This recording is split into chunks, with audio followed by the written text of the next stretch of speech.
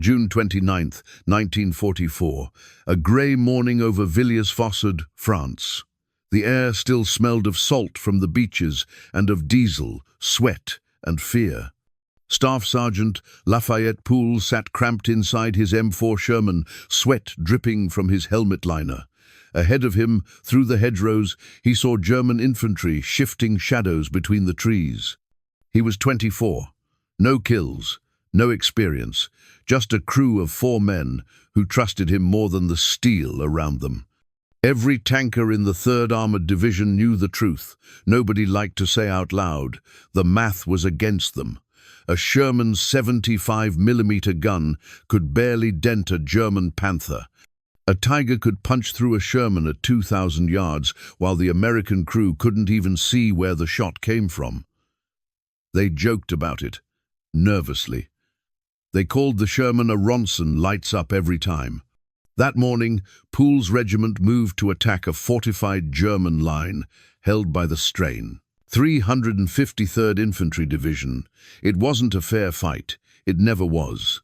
By 9 o'clock, his tank, in the mood, rolled forward through a gap cut by bulldozers.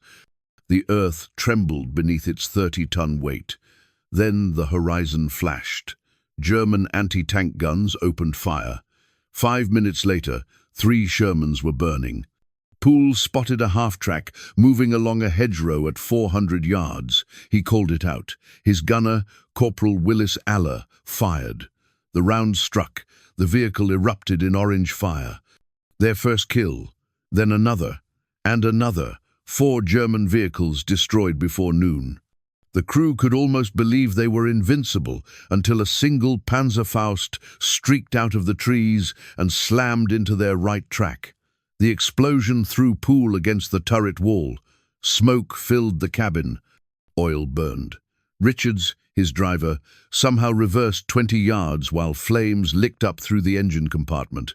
They bailed out coughing, choking, but alive.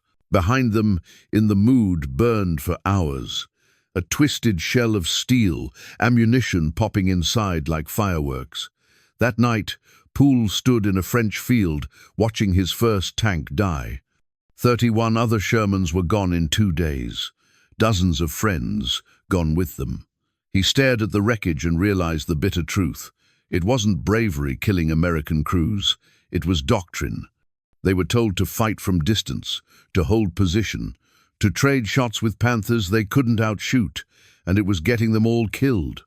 But standing there in the smoke and flickering firelight, Pool made a decision that would rewrite American armor history. He whispered 3 words to himself: "Get in close." From that moment, he stopped believing in the book and started believing in math. Not the kind written by generals, but the kind written in steel and blood. If a Panther killed at 2,000 yards and a Sherman killed at 300, then survival meant closing the distance before the enemy could think. That was the night Lafayette Pool became the most dangerous tanker in the Western Front, because he stopped following orders and started rewriting them. Morning broke over the hedgerows of Normandy. Mist drifted low across the fields, that quiet between battles when even the birds stayed silent. Lafayette Pool walked straight into his battalion commander's tent, still streaked with soot from the fire the night before. The colonel expected a request for transfer. He'd seen it 100 times, tankers with 1,000-yard stares asking to trade steel for soil. But Pool didn't salute, didn't tremble, didn't even sit down. He just said, "I want another tank, and I want to lead every attack." The colonel stared. "Every attack?" Pool nodded. "Every single one." When asked why, he gave 3 words that would echo through American armor schools for decades. "Get in close." To the colonel, it sounded suicidal. To Pool, it was arithmetic. A Sherman dies at 2,000 yards. A Panther dies at 300. Close the distance, survive. By July 1st, he had his 2nd tank. Another M4A1 with the new 76mm gun. He named it In the Mood Again. Same name, same crew, different resolve. Corporal Wilbert Richards, driver; Private First Class Bert Close, bow gunner; Corporal Willis Aller, gunner; Technician 5th Grade Del Boggs, loader. 5 men who'd watched death roll past and still climbed back in. That night, they argued about the plan. Richards thought Poole had lost his mind. Aller said he'd rather die in motion than wait for another German shell. Boggs just muttered, "If he says charge, I charge." They practiced until midnight, gunning, reloading, driving blindfolded through hedgerow paths. Poole demanded perfection, 4-second reloads. First round hits, no hesitation. If they were going to fight with a weaker tank, every second would count double. 3 days later, the test came. August 2nd, near the village of Juveni. 2 German Mark V Panthers appeared at 800 yards, dark shapes moving between barns. Every manual said the same thing: halt, fire from cover. Poole ignored it. "Full speed," he ordered. The engine roared. The Sherman lunged forward at 25 miles an hour, smashing through a hedgerow. The German commanders hesitated. It made no sense, a single Sherman charging toward 2 Panthers. 3 seconds of confusion. 3 seconds too long. Aller fired. The first Panther erupted. He reloaded. Second shot, perfect penetration. 2 Panthers dead in 40 seconds. When the smoke cleared, the crew sat in stunned silence. They'd just done what every tanker had been told was impossible. Poole radioed command, 2 Panzers destroyed, continuing forward. Then he laughed, that low, steady laugh of a man who finally saw the pattern in chaos. Word spread fast through the 3rd Armored Division. Someone called him War Daddy. Others whispered that a single Sherman had gone berserk, charging through German lines like a cavalry horse. Panzer crews began reporting a mad American who refused to die. But it wasn't madness, it was method. Poole had cracked the equation that had killed hundreds of tankers before him. At close range, surprise beat armor, speed beat precision, fear beat logic. And for the next 2 months, In the Mood 2 would turn that method into legend. The success at Juveni spread through the 3rd Armored Division like wildfire. Tankers whispered about the crazy Texan who charged German armor head-on and lived. Infantrymen started requesting 1 tank above all others for their assaults. Poole's In the Mood. By early August 1944, the division pushed east toward Mortain. The roads were choked with retreating Germans, burned vehicles, and wrecked farmhouses. Every day, Poole's platoon led the advance, always first, always visible. Every day, they came back alive. When Poole's Sherman appeared over a ridge, men in foxholes cheered. They said it meant they'd see another sunrise. But success in war is a fragile thing. One mistake, one friendly bullet, and it all ends. On August 13th, near Fremantle, Poole's crew destroyed 4 German tanks in a single afternoon, 2 Panthers, 2 Mark Vs. They did it the same way every time, full throttle, 300 yards, fire first. They didn't think anymore. They reacted. Each man knew his job so well they could fight blind. The tank became one body, 5 souls fused in fire and steel. Poole's voice on the radio never rose above a calm, steady tone. Gun up, fire, reload, left track, 50 yards, again. The tactic broke German expectations completely. Panzer commanders trained to duel at long range, trading precise shots. When a Sherman suddenly appeared at point-blank range, they hesitated. That hesitation cost lives. Every day, Poole rewrote the math of survival. Every day, he pushed his luck further. By mid-August, his confirmed tally climbed to 8 Panzers and more than 100 other vehicles, half-tracks, armored cars, trucks, gun carriers. The crew no longer questioned him. When he said charge, they charged. They'd seen the impossible become routine. Then came August 17th. That afternoon, they were clearing the last German holdouts near Fremantle. The battle was chaotic smoke, shouting, and the constant rattle of small arms. Above them, a P-38 Lightning appeared through the haze, circling low. Poole looked up, confused. American aircraft weren't supposed to be there. He watched as the fighter banked left, lined up on a column of armor moving through the village, their column. Poole grabbed the radio, screaming into the handset. "Friendly, friendly, don't fire." Too late. The Lightning unleashed a burst of 50 caliber rounds, tearing through In the Mood's engine deck. Then rockets. The first exploded against the turret. The second hit the hull. For the second time in 7 weeks, Poole's tank burned.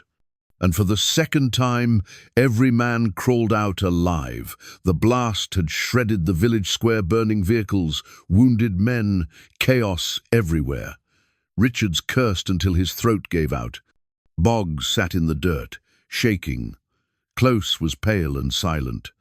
Allah, the gunner, just stared into the flames, the same flames he'd seen before. It was like watching a ghost of their first tank die again. Poole walked up to the wreckage, put his hand on the scorched armor, and said quietly, "We'll build another one." The battalion commander thought he was joking. He wasn't. The very next day, Poole got his third tank, another M4A, one with the same 76mm gun. He named it In the Mood again. Same crew, same madness. Same 3 words carved into the side armor with a cantelity, pocket knife, get in, close. By late August 1944, Poole's name had become legend. Infantrymen joked that if In the Mood was leading, the road ahead would be clear by sundown. But even legends run out of luck. The 3rd Armored Division was racing east toward Belgium, chasing the collapsing German line. Every mile meant another wrecked convoy, another burned Panther. And always at the tip of the spear, Lafayette Pool.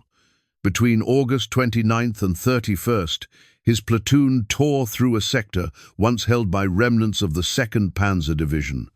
At dawn, near a crossroads, Poole spotted 4 German tank silhouettes in the rising fog. No hesitation. Full speed, he said, voice steady as ever. The Sherman roared forward. 800 yards. 600. 400. Allah fired. First Panther exploded. German shells screamed past them, missing by yards. 200 yards. Second tank gone.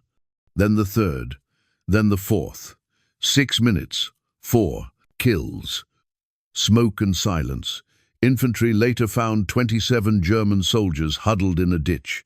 They'd surrendered without a fight after watching their entire armored escort vanish in fire. That engagement earned Poole the Distinguished Service Cross. The citation called him fearless. What it didn't say was that he'd survived by breaking every rule in the manual. By early September, his record stood at 12 confirmed Panzers, over 250 vehicles destroyed, 1,000 enemy killed, and 200 prisoners taken. 81 days of continuous combat, and yet, somehow, he was still alive. He should have been home already. Orders said his crew would rotate back to the States for a war bonds tour in just 4 days. But fate had one last engagement waiting. September 19th, 1944. Near Munster Bush, on the edge of the Siegfried Line. Poole's platoon wasn't leading this time. Command had ordered him to stay in reserve, guarding the flank. It felt wrong. He'd never sat out a battle. Then he saw it. A German anti-tank gun hidden in a farmhouse 300 yards ahead. He gave the order instantly. High explosive. Take it out. But Allah, his gunner, his trusted right hand, wasn't there. He'd been sent back to the U.S. for a medical evaluation before the crew's scheduled rotation. In his place was a new loader, Private First Class Paul Kenneth King. First day in combat, King jammed the round too fast, too hard. The shell stuck in the breech. Poole tried to clear it, but seconds mattered. The German gun fired first. The round smashed into In the Mood's turret, stunning the crew but not penetrating. Richards threw the Sherman into reverse, grinding gears. "Back up! Faster!" Pool yelled. The second German round came in. It hit the right side, tore through the armor, and detonated inside. The tank flipped backward into a ditch, 30 tons of steel slamming into the earth. The blast hurled Pool through the commander's hatch. He hit the ground hard, and his world went white. He looked down and saw what had happened. His right leg twisted at an angle. No human leg should ever bend. Shattered bone, blood pooling fast. He tried to move, couldn't. Inside the overturned Sherman, King was dead, killed instantly by the penetrating round. The rest of the crew crawled out, dazed, burned, and covered in his blood. Pool, half conscious, reached for his morphine. He jammed the needle into his thigh. The pain didn't stop. He pulled out his knife, muttering to himself, better to cut it off now than bleed out waiting. Before he could do it, his commander, Lieutenant Colonel Richardson, grabbed his arm and stopped him. Medics rushed in, giving him more morphine, bandaging what was left of his leg. He whispered one last thing before blacking out, "Take care of my tank." That was the end. 81 days. 3 tanks burned, 1,000 enemies dead, 1 leg lost. The surgeons amputated 8 inches above the knee. For Lafayette Pool, the man who never hesitated, never retreated, the war was over. When Lafayette Pool woke up, the war was gone. The guns, the smoke, the roar of the Sherman replaced by the smell of antiseptic and the steady click of typewriters. He was in a field hospital in Belgium. The right side of the blanket lay flat. The doctors told him he'd live, but he'd never walk again without help. He just nodded, didn't say a word. Months passed, operations, pain, silence. By the time he reached the United States, the war in Europe was over. He spent 22 months in recovery, learning to balance on a wooden prosthetic leg. He fell hundreds of times. He never stopped getting back up. Most soldiers would have gone home, started a quiet life. But Pool wasn't most soldiers. In 1947, he opened a small gas station in Clifton, Texas. He married Evelyn Wright, the woman who'd written him letters throughout the war. They had 8 children, 4 boys, 4 girls. To anyone who passed by the filling station, he looked like any other mechanic, limping slightly as he filled tanks and wiped grease from his hands. But at night, when the pumps stopped, he'd sit under the sign that said, "Pool's Garage," and stare into the dark, hearing engines that weren't there. He missed the army. He missed the smell of diesel and the metal rhythm of treads on dirt roads. Most of all, he missed his crew. So, in 1948, he did the unthinkable. He re-enlisted. The army didn't know what to do with him. A man with 1 leg wanted back in. They put him in the Transportation Corps paperwork, supply trucks, not tanks. Pool accepted it for a while. Then one morning, he handed in a transfer request to the 3rd Armored Division. Medical Command rejected it immediately. Unfit for combat. Physical disability. But Pool didn't give up. He wrote directly to General Roderick Allen, commander of the 2nd Armored Division during the war, a man who remembered the stories. Allen pulled strings, made phone calls, and soon Lafayette Pool was back where he belonged, not on the battlefield, but at Fort Knox, teaching the next generation how to keep tanks alive. He wasn't behind a gun anymore, but when he walked into a training hangar, the room went silent.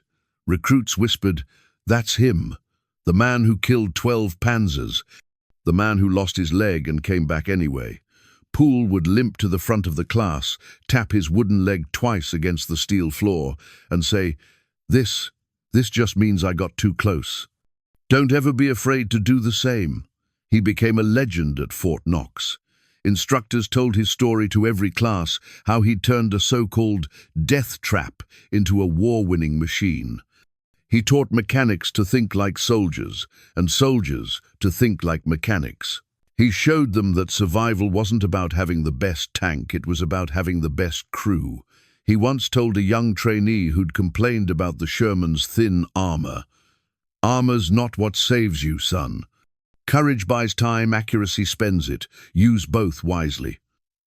By the mid-50s, he'd trained hundreds of young men who would later serve in Korea and Vietnam. To them, he wasn't a hero. He was a teacher, strict, relentless, and somehow gentle at the same time. He ended every lesson with the same phrase, "Get in close." Always get in close. When he retired in September 1960, exactly 16 years after the shell that took his leg, he held the rank of Chief Warrant Officer II. 29 years of service, dozens of medals, a body rebuilt by willpower. But even in retirement, the fire never went out. He studied business, became a preacher at a small-town church for $25 a week. He coached Little League baseball, and when kids asked about the war, he always smiled and said, "It wasn't me. It was the crew. No heroes, just men doing their job." He meant it. Pool's body had broken, but his purpose hadn't. He'd proved that courage could survive anything, even the loss of a leg, even the end of a war. And long after the guns went silent, his voice still echoed through Fort Knox hangars and Texas baseball fields. Always forward, never retreat. When Lafayette Pool died in his sleep on May 30th, 1991, the headlines barely noticed. Just another veteran gone at 71. But for men who'd ever sat inside a tank, for anyone who'd fought with one hand on a periscope and one on faith, Pool's name meant something sacred. He was buried with full military honors at Fort Sam Houston National Cemetery. On his gravestone, Chief Warrant Officer II, U.S. Army. That was it. No mention of 12 Panzers, no mention of 258 enemy vehicles, no inscription about 81 days of combat or 3 burning Shermans, just quiet dignity, the way he'd lived. 2 years later, at Fort Knox, the Army named a new facility in his honor, the Lafayette Pool Tank Crew Training Center. It was dedicated by Lieutenant Colonel Olin Brewster, one of his old comrades. In his speech, Brewster said, "He taught us that courage isn't about steel, it's about speed, brains, and heart."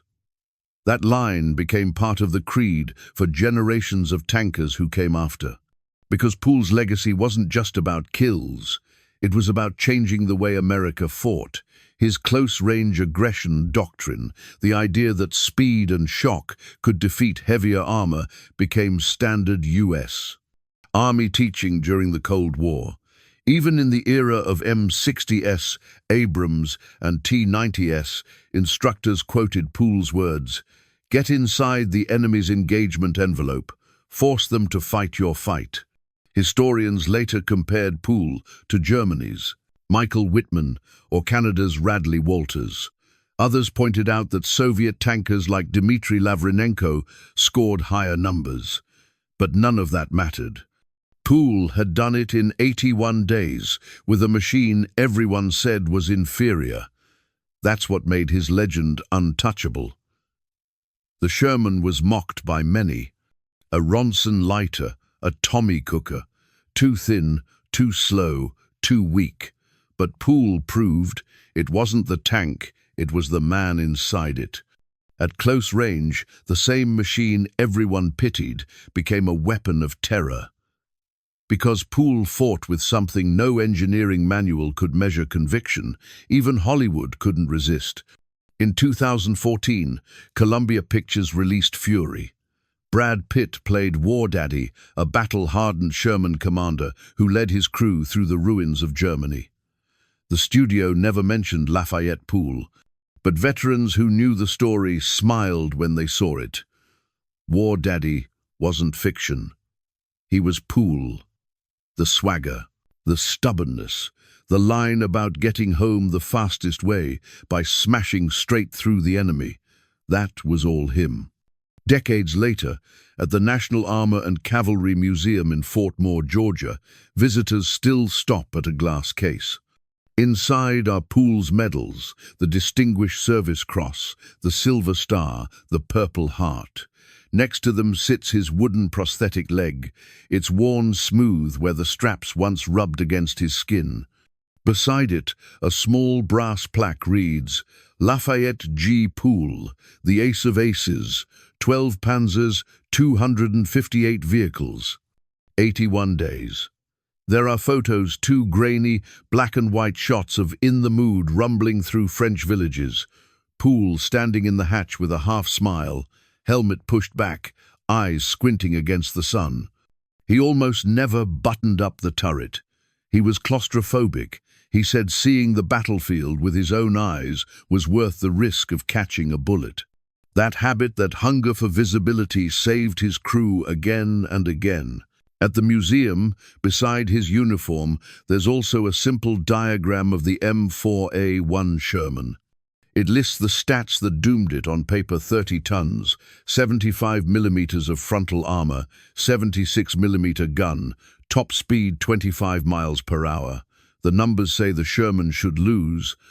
The numbers say the German Panthers and Tigers should win. But the man behind the periscope proved otherwise. By changing the distance, he changed the equation and rewrote history. Today, at Fort Moore, tank trainees still study his tactics. They replay the footage of his August 29th battle, 4 Panzers in 6 minutes. They analyze his angles, his range estimation, his radio discipline. And every year, instructors remind new crews what Pool taught 70 years ago. Aggression defeats precision. Speed defeats armor. The man inside the tank, not the tank, wins the war.